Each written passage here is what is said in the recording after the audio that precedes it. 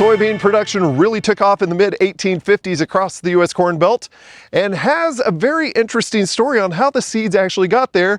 We'll save that for a future episode. But over the decades since, thanks to research and plant breeding, the soybean crop has extended to one that has grown in just under 30 of our 50 states. This morning, we're talking about soybean production across the South, and our first stop is with Auburn University's Dr. Eros Francisco. Dr. Francisco, thanks for going on with us. And let's start out with, how are things looking across Alabama when it comes to soybeans in 2023? Hey, thanks for having me, Dave. This morning is kind of different than you. You have a blue sky. I have a cloudy sky. But anyways, well, soybeans in 2023 in Alabama were a little bit worse than last year. I think last year was better. Corn was not good last year, but it was wonderful this year. And it was the opposite for soybeans. Soybeans were greater last year, and it was okay this year. Some issues here and there that we can discuss. What has your drought outlook been, or I guess what's the drought situation been throughout Alabama this year? Well, this year was pretty much in the northwestern part of the state was very dry, and it was dry for almost months, 2 months, or very little rain, very high temperatures, over hundreds. And that affected very much that part of the state. And we are talking about Lauderdale, Limestone, Lawrence, Morgan, Colbert County. That north part of the Tennessee River is still Alabama, not Tennessee, but still Alabama. Mm-hmm. While the rest of the state was okay regarding rain or precipitation. So in the south, we have the Gulf Coast conditions they got some dry weather here and there, but not so bad. In the northeastern part of the state, that is in the Sand Mountain portion of the state, that was okay. The rains were, not so good, but they were not as bad as the other part, the western part. Whenever it comes to soybeans, they require management, but then they also do require that moisture in the soil. What issues have you seen with the crop this year? When we talk about drought effect in a soybean field, we really need to put the growth stages in perspective, right? Because the beginning, we need to get a stand.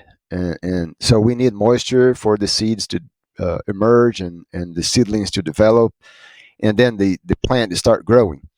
By flowering or the beginning of setting pods, that's another crucial part of the stage that we need to have moisture in the ground. But then the real bad situation would be no rain or a dry soil over pod filling. And that what happened in most of the northwestern part of the Alabama state this year. So we had, if we compare full beans versus beans after wheat, the full beans were better because they started flowering and setting pods and filling pods sooner than the second soybeans, and that helped a lot the yields. So soybean after wheat suffered more with drought. They were facing lack of rain in most of the filling of the pods. So we got incomparable yields here and there.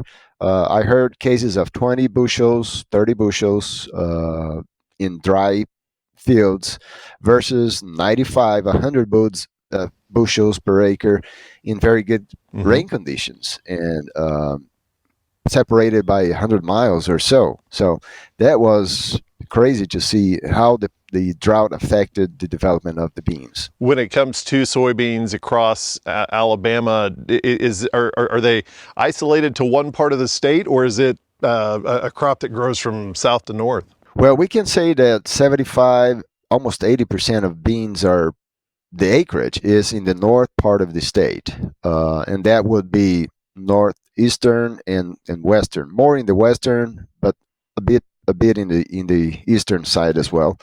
While in the central and south, there are fields scattered all over the place, but the core of the acreage would be in the north. So that's why most of the effect of the drought effect is going to be impacting the total production of beans. Some other problems that we had, not problems, problem we had every season, but some situations that we also happened this season regarding diseases. Diseases are always present, but I saw some aerial blight, rhizoctonia cases, vein necrosis, which is a virus transmitted by thrips. That was more often than normal, I guess. Green stem was a problem in most of the parts, especially in the parts with the drought effect. And a possibility for that is in and I can speculate because green stem is caused by a number of factors, but I see as two possible factors. Uh, the drought effect causing a disbalance or a misbalance in the source drain relation in the plant. So we had for a period of time good soil moisture and the plants developing well. So they accumulated carbohydrates, they photosynthesized enough, but when it got to the filling of the pods, the soil was dry and the plant was suffering with the heat.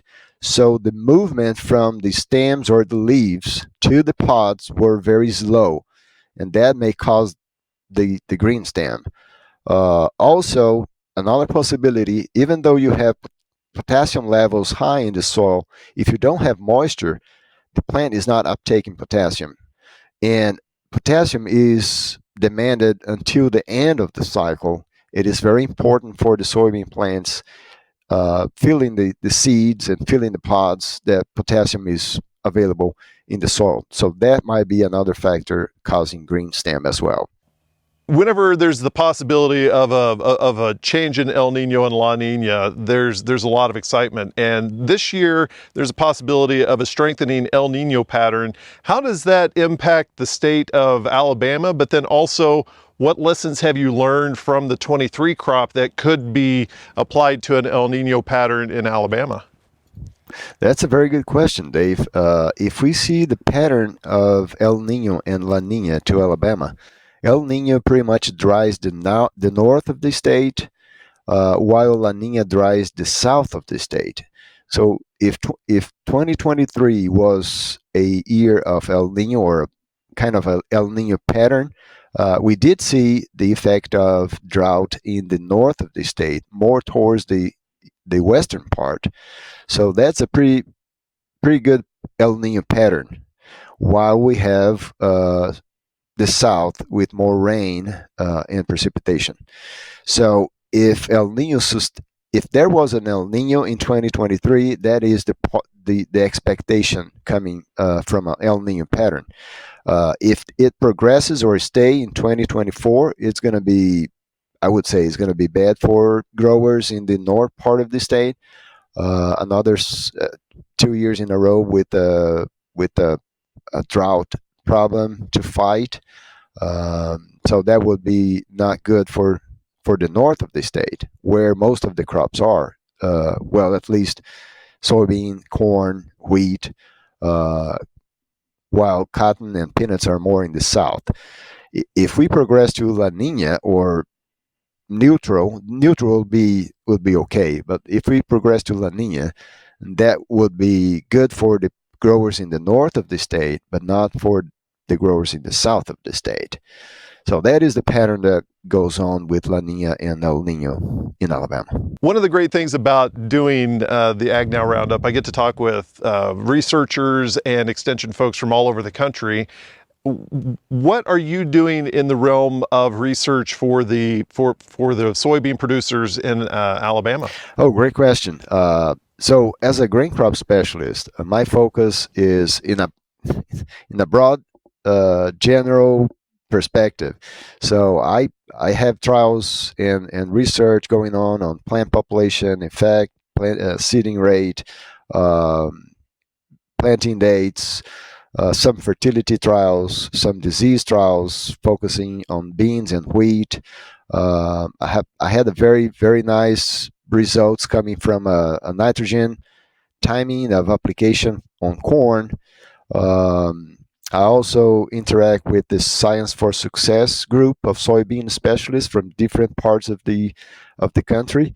That's a very strong group, and we had 2 years of biologicals study doing seed treatment for soybeans. We are putting down a proposal for more study on nitrogen, residual nitrogen for soybeans. Um, I have a study with seed quality and understanding how vigor and germination can help or need help to overcome problems like deep seeding depth, soil moisture, soil temperature. So we are trying to understand how, if we can do something to help the seedlings to thrive over these type of problems coming from a low vigor type of seeds. I know we are not saying that the seeds that are being delivered to growers with problem. We are just trying to understand, if I have a lot with a low vigor or a low germination, if I what can I do to help that lot to succeed in a field. And also, uh, I think not most, but some growers, they try to save their seeds or save some of the Right. varieties. So we know that the conditions of storage in the farm is not perfect. So that can create some problems for growers as well. Well, that's great. Well, thank you so much, Dr. Francisco, for going on with us to talk about the Alabama soybean crop. Hey, Dave, thank you for having me.